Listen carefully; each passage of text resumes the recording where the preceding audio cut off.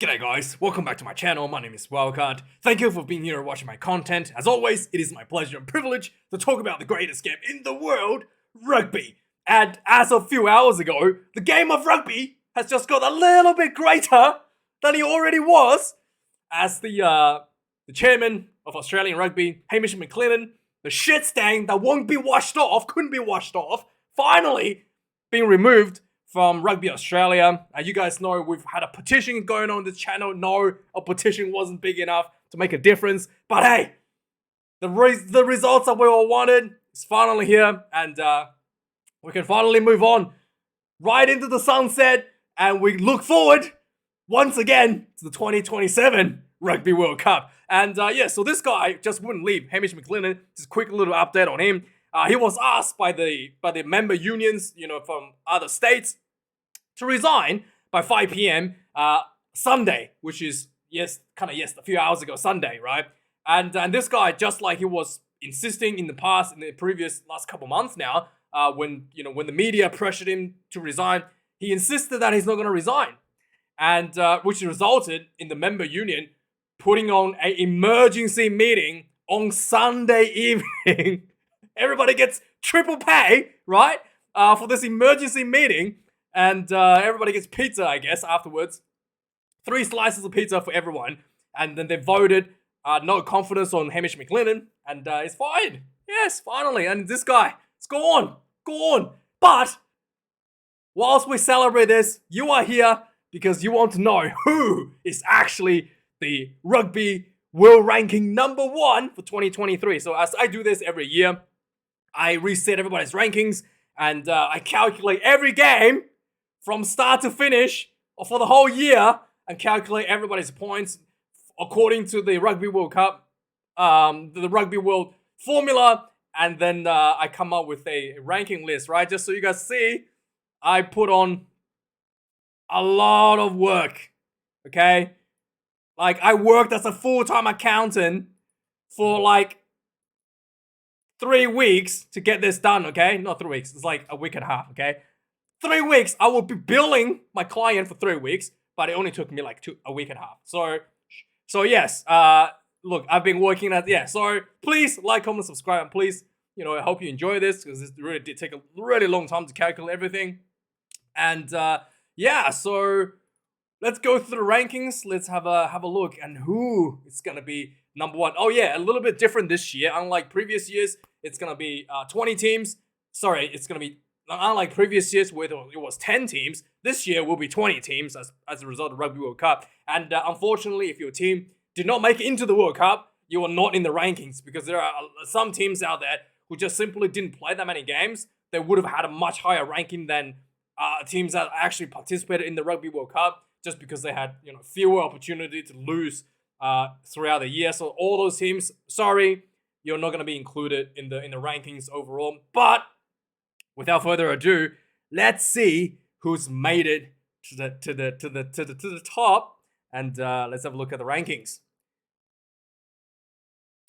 So this ranking is, we're obviously going to have to go through some rules. First up, we've got the rules is I've set everybody's points to 75. Everybody will start at 75. This is unlike previous years, I used my own formula. So this year, I'm actually using the World Rugby official formula to calculate everybody's score. So there will be no discussions as to the methods of the calculations. This formula has a little bit of limitation from what I used to do. With my old formula that I used in previous years, is that no matter the gap of the two teams, there's always going to be points exchanged. This is like a minimum points that will be exchanged, even if the gap is like 10 or 20 points apart, 10 points apart between two teams, right? But the World Rugby formula has a cap. So there's a cap on how many points you can gain, and there's a cap, so it's of how many points you can lose if the gap is too big, essentially. So if the two teams are too far apart, unlike previous years, there's sometimes no points being exchanged because the favorites is too much of a favorite going into the match. So yeah, that's something that I don't know if you guys like or not, but that is basically how the World Rugby formula currently works, and it's a little bit different from what my formulas in the past. The Rugby World Cup is also another big issue this year. Not issue, but another big, spicy point for this year.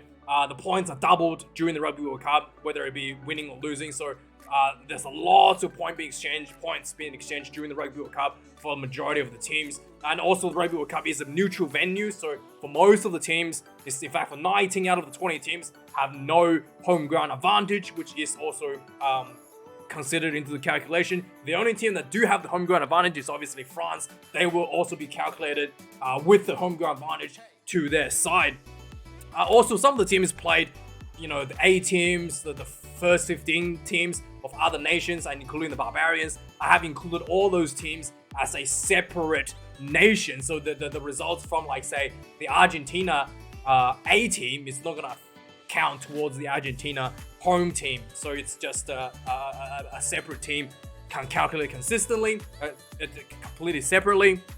And then some warnings going to this assessment. Obviously, it's not a fair assessment at all. There's a lot of issues that you can talk about on top of the ones that we're going to be listing here. So yeah, it's just the this is just the idea of how the team has performed for the year, just purely by wins and losses and nothing else, essentially. This assumption is obviously that all the teams are equal in strength, which is clearly not true. The scheduling is a massive influence factor in the results. Sometimes a team can be, playing a lot of easy teams, whilst easy teams, earlier in the tournaments, for instance, and that's getting a lot of points being exchanged. Whilst if you play an easy team late in the tournament in the Rugby World Cup, you might only get a very few points, sometimes no points, because they're already lost all their points to other teams early in the tournament. So that has a massive factor as well in terms of ranking. And also, one of the big glaring issue at the Rugby World Cup is if you advance into the semi-finals and the quarterfinals, and in Argentina's issue going into the bronze final, you actually have a more chance of losing points. So the teams that actually progress further actually ends up worse off being on the points because they had one additional loss than the other teams. So again, it's just one of the limitations when it comes to the scheduling, but it is what it is. This is an assessment of the overall performance of the team. This is not assessment for who's winning the Rugby World Cup. For instance, it's outside the tournament assessment. And finally, the score is massively skewed during the Rugby World Cup because, like I said, the double point system and winning and losing at the Rugby World Cup is a lot more important than prior. So yeah, just keep that in mind as well. So coming in at number 20, without further ado, we have the first team, that is Chile. The Chileans played in Pool D in the Rugby World Cup. They have a pretty, tough run this year. Played 8 games overall, losing all of the games for the entire year, including losing to Argentina 15, and then the Rugby World Cup as well. Wasn't really able to wrestle anybody any points against in a quite a difficult pool, actually, quite evenly contested pool, actually. At the end of the whole year was 66.26 points. And they're way in the reds. The only team in this list who failed to win a single game is Chile, coming in at number 20. And the next up, we've got number 19, Romania.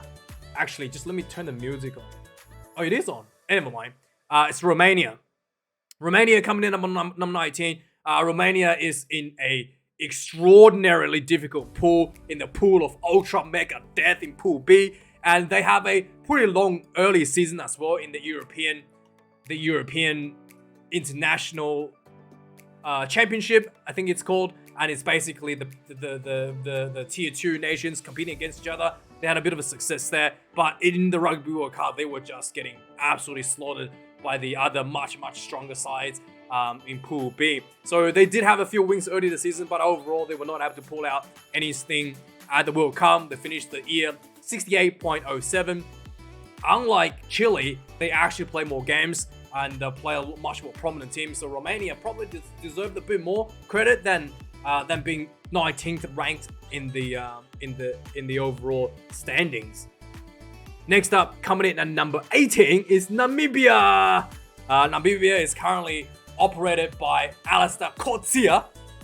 And like I said, they have a pretty tough year as well. They had one win in the warm-up against Chile, which is the only team that couldn't win any match. They lost every match in their pool, in Pool A, with All Blacks and France. They were so low in the scoreboard, they were not able to lose any points to France despite losing, because the French had homegrown advantage as well. And they end up with the year 68.46 and on the 18th spot. Coming up next, number 17 is Samoa. A lot of people probably expected Samoa to be higher on the scoreboard. They definitely played like a much better team than the 18th ranked team in the world. They were in the Pool D. They had a pretty stellar preseason at the Pacific Nations, only losing to Fiji, and a really good warm-up game against Ireland as well, almost upsetting Ireland in the B team. And then in the Rugby World Cup, they were very close in all of their games. They beat Chile, and then they were very close to running down Argentina, very close to running down Japan, and also super close, almost hairlines away from beating England as well. So Samoa really performed. A lot of those games could have gone their way, and if they had been, they could have been much higher in the rankings. And so despite the low rankings, the Samoans definitely had a very good season that can be very proud of. Coming in at number 16 is Georgia. Georgia is an absolute powerhouse going into the Rugby World Cup, as you can see here in the European International Championship.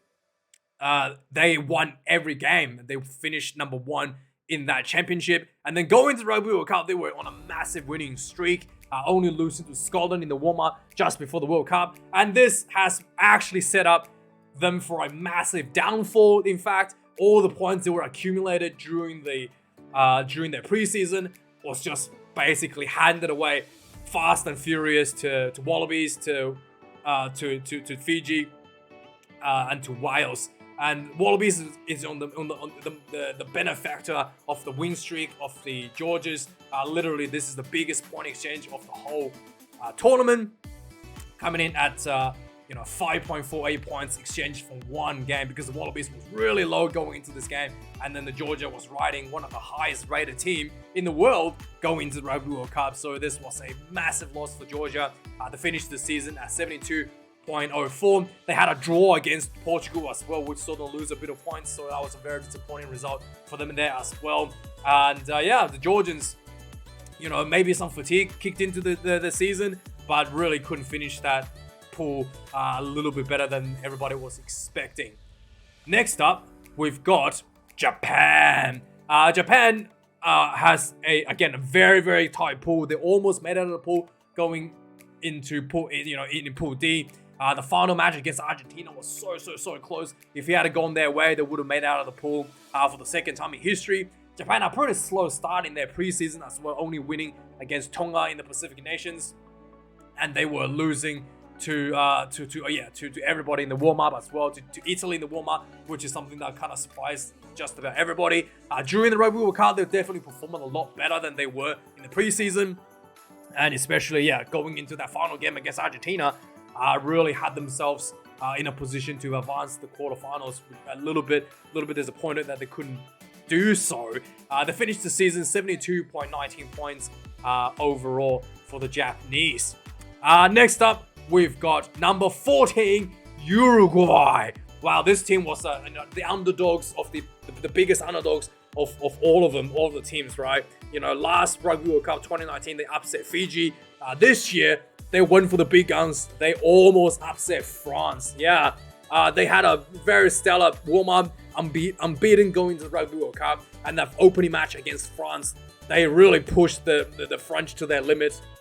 France could not get out of the game with a bonus point, and they did feel, so-called the B team, but we know that the French B team has upset world-class teams in the past, including like the Wallabies. And Uruguay really put the French team to the sword and put up the challenge, and was really close to not walk away with a win.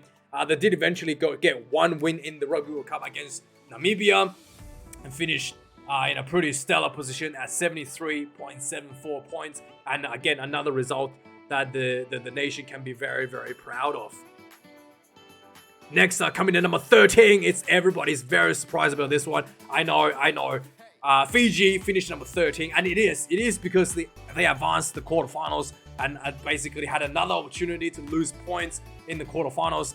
But the efforts for the Fijians, cannot be undermined. They had a very, very good preseason, winning the Pacific Nations. Warm up, had a very good game against France, and then the big upset against England at Twickenham was absolutely magnificent.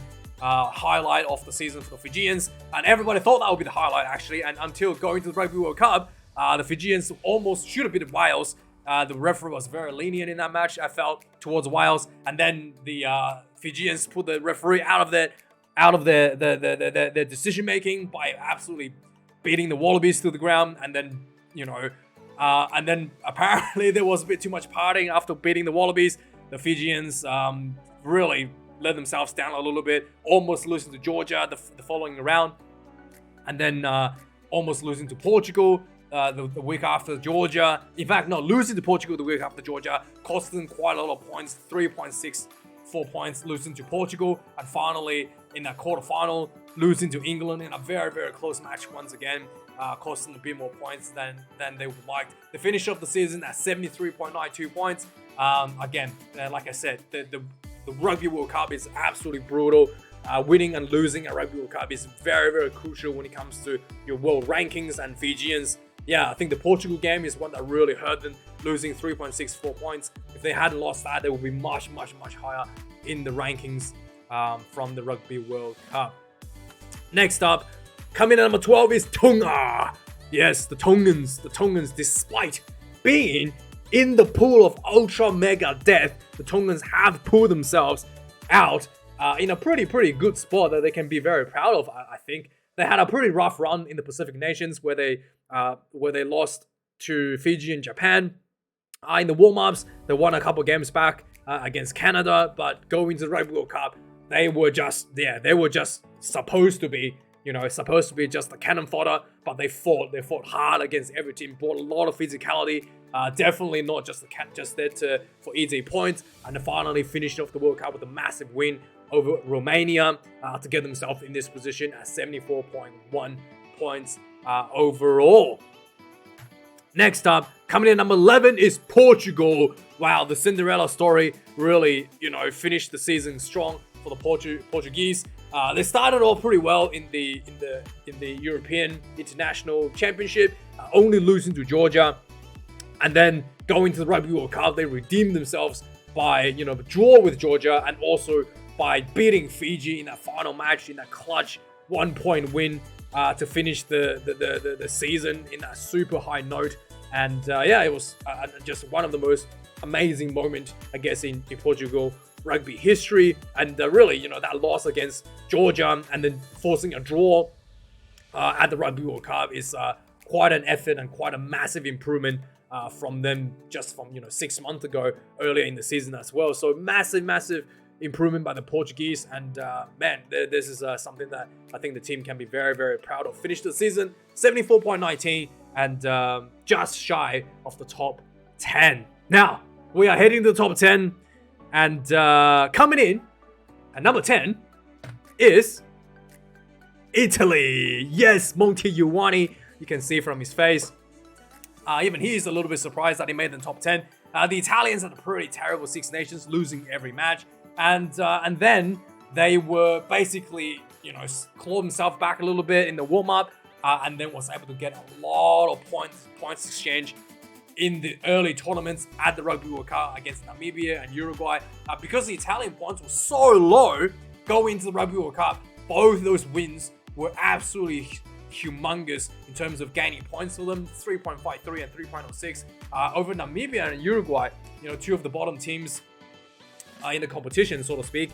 And they really benefited from that and benefited from playing the two, I guess, easier teams early in the tournament to maximize the transfer points from those two teams, unlike the All Blacks and the French team, where they got the points transfer a bit later in the team, which got fewer points. So Italy was in the benefactor of being better positioned in the scheduling.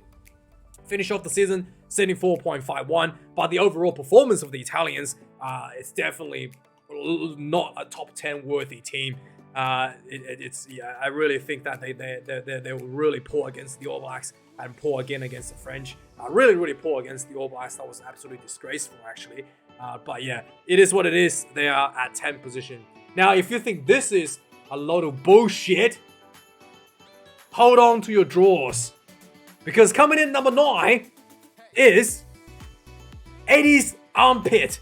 Eddie Jones. Yes, I know. I couldn't believe it myself. The Wallabies actually finished 9th in the world rankings, despite only winning 2 games. And it is because, once again, the scheduling massively benefited the Wallabies. They only beat Georgia and Portugal. And Georgia, like I already alluded to, they won. They were on a massive winning streak going into the Rugby World Cup, one of the highest teams in the world because of their performance in the European B division, essentially. And then, yeah, they're losing to the Wallabies in a basically a big loss. The Wallabies saw the biggest point transfer in basically the whole tournament, in the whole year, actually. 5.46 points to the Wallabies. And the Wallabies, on the other hand, going to the Rugby World Cup was like one of the lowest, if not the lowest team in the world. They got to a point where they couldn't even lose any more points. That both of these, both against the All Blacks in the second Bledisloe Cup test, and then also the warm-up against France, they couldn't lose any points because the Wallabies were too far behind their opposition to actually give, to concede any points to them. So that's how bad the Wallabies were. And then beating Georgia, who was right at the top of one of the pecking order, really saw massive benefit to the Wallabies. And then finally winning against Portugal as well. 3.35 points. Portugal was also had a pretty high standing overall. Especially, yeah, it is what it is, man. The truth of the matter is that, if you look at this result, how Eddie Jones' armpit got to, 9th in the Rugby World rankings, you know this, what you're looking at here, right now, this is scientific fact that Eddie Jones is an absolute genius, right? This is proof that Eddie Jones is actually a genius, right? Everything was planned for him, and yet he couldn't deliver, right? Imagine if he had actually won a few games. He would be a number 1 ranked team in the world. The scheduling was so favored to Eddie Jones, and he still couldn't deliver. It's, yes. Anyway, not going on a rant. Move on. Coming in number 8. Let's move on from Eddie Jones' smelly armpit. Coming in number 8, we got Argentina. Yeah, Argentina coming in number 8. They actually went to the bronze medal final, losing to England. Like I said, the team that progressed further in the tournament had more opportunity to lose at the Rugby World Cup. They were, losing points, in the bronze medal final, and the losing points in the semi-final as well. This was, really difficult for the Argentinians. They did have that really well run going into the semi-final, scraping out of the pool over Japan in a good contest. And then the big upset, I think, against Wales in that quarterfinal, really just ran away with the game essentially towards the end. I just completely pulled the Wales out of the reach. And quite a magnificent performance there, but they weren't up to the task against the All Blacks, and then very close against England. Couldn't quite get there. Overall, I think the Michael Cheika's men will be pretty happy, considering their season has been pretty, on and off for the last, 4 years, pretty much. They have got a bit better in recent times, but still the consistency has been quite a bit of an issue. To get themselves into the bronze final, I think was a pretty admirable effort for the Argentinians. Finished off the season at 77.39 points, and coming in at number 8th, actually.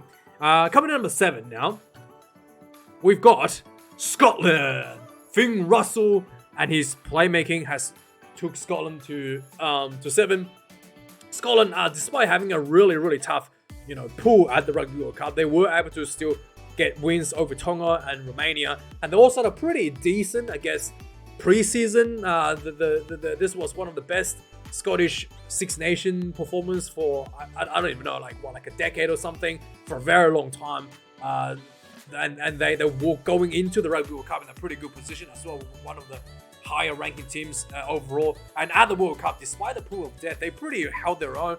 how close against the Springboks. They had opportunity to score against Springboks, and they just weren't clinical enough. And again, against Ireland, they were kind of beaten convincingly against Ireland.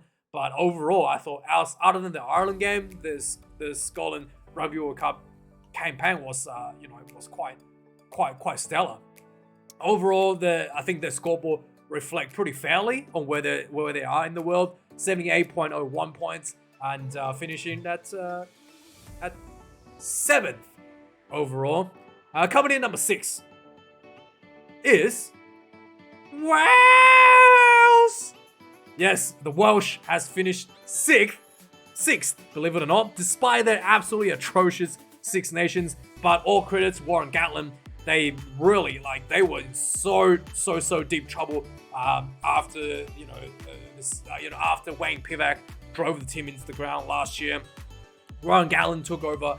The Six Nations was also a really atrocious run. Only was able to win against Italy, and then the warm-up matches as well. They did able to win one game against England, which showed all the work that Warren Gatland had been doing in the background, and the results kind of the results kept on building towards Rugby World Cup.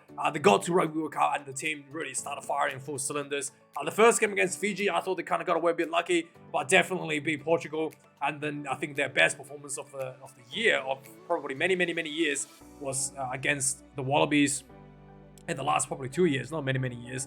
It was against the Wallabies, 40 points to 6. I would never forget that. It was absolutely atrocious for the Wallabies. And really well done for Warren Gatland and his men. You can tell that the team had been preparing for this day, and the team had been, strategizing this match, and really just, both the Wallabies and Wales had to change their coach, at the start of 2023. And, Wales, Warren Gatland really, showed that he's truly head and shoulders above Eddie Jones when it comes to his ability as a coach, and took Wales into the quarterfinals before losing to Argentina in a game. I thought they were in control, very well in control in the first half of the game, and then maybe the pressure built on them, and then they fell apart in the second half. Overall, the Welsh finished 78.27 points. A lot of points were earned during the Rugby World Cup, and I think it's actually a good position. I think the Welsh fans will be pretty happy about, considering how much work. It's a testament of Warren Gatland's hard work behind the scenes to get Wales into this spot. Now we're going into the heavyweights, into the top 5, into the absolute, cream of the crop of the world rugby. And coming in at number 5 is France. Yes, the home nation barely scraped into number 5 spot. This was a heartbreaking Rugby World Cup for the French. And this was the World Cup that they wanted to win, and it is very hard to win at home for the Rugby World Cup. The pressure at home really built on a lot of the players, and I think that really kind of showed when they went up against the defending champions, the Springboks. The French team, to be really, if I were to be a little bit hard critical on the French team, I've really felt that they peaked last year with their Grand Slam, and this year they just really hasn't been in the same form as they were last year. I felt like if the Rugby World Cup was played last year instead of this year, I think the French probably could have won it. I think the team definitely fallen off a little bit in the last 12 months, and it kind of showed in the Six Nations, losing to Ireland, and then in the warm-up losing to Scotland with their B team. The French B team had been world-renowned to be able to beat other nations' A teams. And then, in the World Cup, despite beating the All Blacks, they were not able to execute when opportunities were presented to them against the Springboks. And going down at the quarterfinals in the World Cup, 79 points, 79.54 points overall. Ranked number 5 is the French. Coming in at number 4 is England. Yes, Ben Earls is one of my favorite English players nowadays. He has been absolutely his England's player of the year, I think. He's absolutely spectacular for England. And boy, England had a big season this year. Started atrocious at Six Nations as Steve Borthwick took over from Eddie Jones. They did able to win against Wales, who was another team that was in shambles, and obviously against Italy. And then they suffered their biggest loss ever at home against France in the Six Nations. And, the quote came out of Sir Woodward was not that big a gap. But hey, we all know things got even worse in the warm-up for the English team, losing to Wales and then losing to Fiji at Twickenham. It was absolutely unbelievable.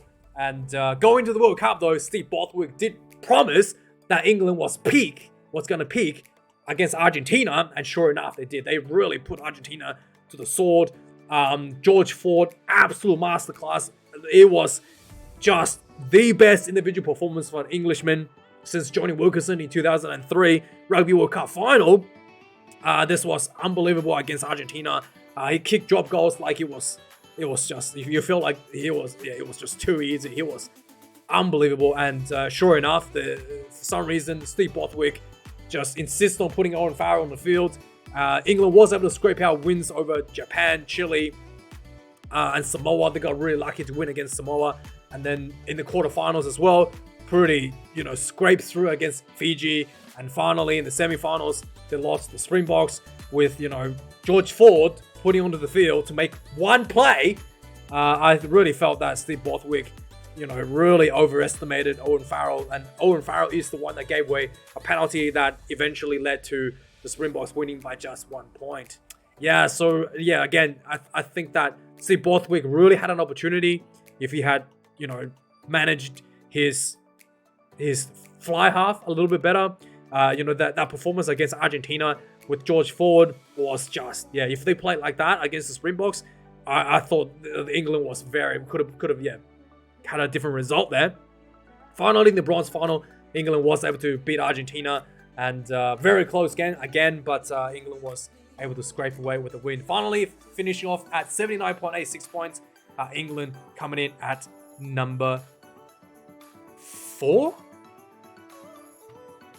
Number 3, Ireland. Yes, the team that got eliminated in the quarterfinal, Ireland, still made to the 3rd place overall. Undefeated this year all the way till the quarterfinal. In fact, they've on an undefeated streak for 16 wins or something before this, since last year actually. So Grand Slam winners at Six Nations. Warm up, they showed a little bit of weakness against, with the bench off the field. And then in the pool of mega, ultra, super death, with Scotland, with Springboks in the pool, with Tonga in the pool, they were able to walk out of the pool undefeated. Against the Springboks, they beat the Springboks. Against Scotland, very convincingly beat the Scottish team. And then going to the quarterfinals, everybody felt that the series win against the All Blacks last year, in New Zealand, we'll see that the Irish walk out of this one and a winger, the favourites. But the All Blacks showed why they are the All Blacks. Put Ireland, out of the quarterfinals once again, and continues the hoodoo, continues the broken dreams for the Irish fans. Like I couldn't actually believe Johnny Sexton, how good he was, and I still couldn't take the Irish team out of the quarterfinals. I really thought that Johnny Sexton is the greatest fly half ever in Ireland's history. And in fact, he is the best fly half in the world at the World Cup. And still could not take the team out of the quarterfinals. I was speechless. I felt like maybe the Irish team got a bit too overconfident in some of the decision making against the All Blacks in terms of kicking the ball away during yellow card period. I don't actually think that they not opting to kick 3 points early in the game was the issue. I think that the main issue is them kicking the ball away during the yellow card and losing that patience. And really that ended up costing them the World Cup. They had a lot of opportunities against the All Blacks, played against 14 players for 20 minutes due to 2 yellow cards, and still walked out short. Really, really disappointing to the Irish fans. But coming in at number 2, as we already talked about it, and truly well deserved, is the mighty All Blacks. and Riku Ioane, my favorite player in the All Blacks team. Ian Foster has really turned the All Blacks team around, like slowly but surely built the team back into the prestige that everybody knew that the All Blacks had always been in history, and they were in that warm-up match, massive blunder against the Springboks at Twickenham, and then another blunder against France due to a couple of injuries. I think Jordy Barrett was injured in that game, before that game, and then also I think what's his name, Tyrell Lomax was definitely injured that game as well, and saw the All Blacks go down against the French with a very lackluster kicking game from both teams in that match. I think the one of the explanation to this poor performances for the All Blacks against the Springboks and against the France as well is apparently there's been a lot of loading going into these games, due to the trying to get in training, trying to get the players in better shape, and that could have been a contributing factor to the poor results. But yeah, the All Blacks really turned that around. I was pretty sloppy, I thought, against Namibia. I criticized the team, and then they had a red card with Ethan de Groot, and then finally the All Blacks put themselves together with the biggest win, one of the biggest results I think at the World Cup over Italy, and then another massive result over Uruguay, and then go on to beat Ireland with the best performance in 4 years at least. And then this was the win against Ireland was the best All Blacks performance under Ian Foster's coaching. It was absolutely spectacular, and a moment that I think the whole nation could have been very proud of. And then go into the semi-finals, completely dominate Argentina with Scotty Barrett taking an early toilet break, and then finally go into the grand final. Despite playing 14 players on the field, only losing the Springboks by 1, and had opportunity to kick winning goals against the Springboks, 2 missed goals, 1 penalty, 1 conversion. Could have seen the All Blacks win the Webb Ellis Club, but yeah, just a little bit too short, and so close. I think the team should be very proud of themselves. So much criticism has been levied against the captain, levied against Ian Foster, and I think that the way that Ian Foster has been able to rebuild the team, get the right training staff, with Jason Ryan and Joe Schmidt in his assistant, really turned the All Blacks, really turned it around, and made I think the New Zealanders really should be proud of the results this year, despite not winning. It's just really incredible how much they have turned this team from losing at home to Ireland to beating Ireland in the quarterfinals. It was really sensational result for the All Blacks. And finally, as we all know it, the greatest Springbok in history of the Springboks, Damian Willemse. Second World Cup win already at 25 years of age. I told you he is the greatest Springbok ever.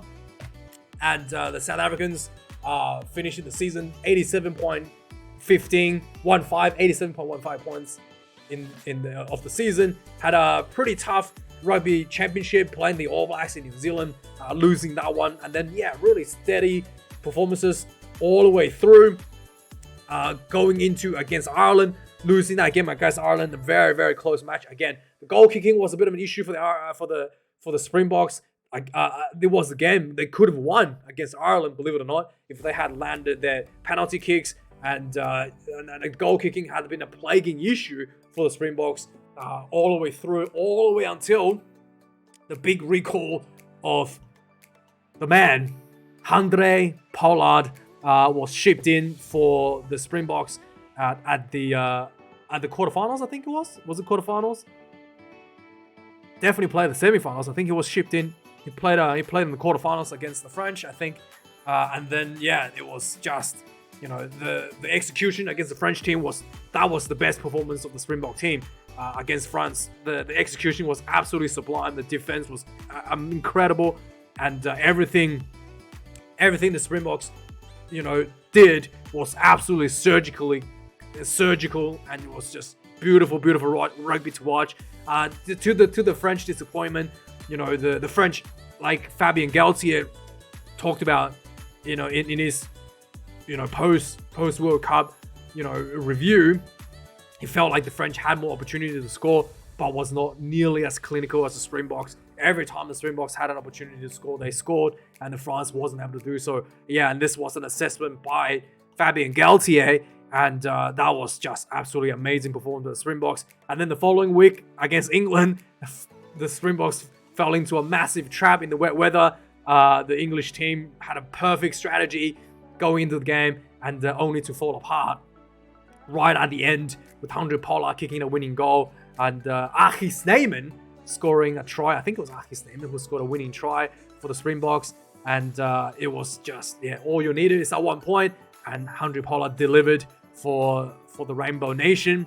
And finally, in that grand final, the Rugby World Cup grand final against the arch nemesis, the mighty All Blacks.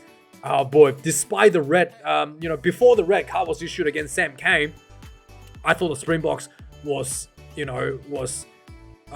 really just had a perfect strategy, playing the kicking game extremely smartly, taking points whenever it was available. And then when the red card was issued against Sam Cane, I thought the red card had a mitigating factor. I thought it should have been a yellow card because Jesse Criddle stepped into Sam Cane. A late step has been a yellow card consistently issued at the Rugby World Cup this year, and I thought that should have been a yellow. But regardless, the All Blacks really kicked into another gear, put the Springboks under a lot of pressure, and then the Springboks, scrum wasn't firing like they were against England, and then really just held on, just heart, grit, and determination. Didn't score a single point in the second half, and just holding on to dear life for that final point. Boy, it was amazing. It was huge. And 4 years of hard work, 4 years of ups and downs, losing to Wales at home for the first time ever. And then there was people, very unhappy about that. But everything has paid off. Everything was building to this. Rassie had to give players time, had to play Damien Willemse, the greatest Springbok in the history of the Springboks, at fly half, to everybody's dismay, ahead of Man in the Bok, losing games. And, despite all of that, those tough times, despite all the injuries, and the Springboks has pulled through. Rassie Erasmus truly is a genius, and despite being banned for a year as well, the Springboks has, strategically masterminded the result that they wanted, and to become the back-to-back defending champions only after the All Blacks, and to be the first team to win 4 Rugby World Cup cups in the world, and quite a magnificent result for the Springboks. And and that is the end of the video, guys. Here's the final ratings. I've adjusted ratings up, in this final slide to see what it will look like. If everybody had been reset to 80 points instead of 85 points, this will look, the adjusted ratings will look a little bit more closer to the real ratings that we see here today. But the overall rankings will not have changed. Springboks number 1, All Blacks number 2, Ireland number 3. And yes, thanks for watching, guys. Like, comment, subscribe. I really appreciate you being here. This took a lot of effort to make. This was literally working a full-time accounting job for me, and really painful, and really appreciate it. If you could, maybe a like and a subscribe if you haven't done so. And thanks for watching. Let me know your comments, let me know your thoughts, and have a nice day. I'll see you guys next week for the news, and have a good one. Cheers.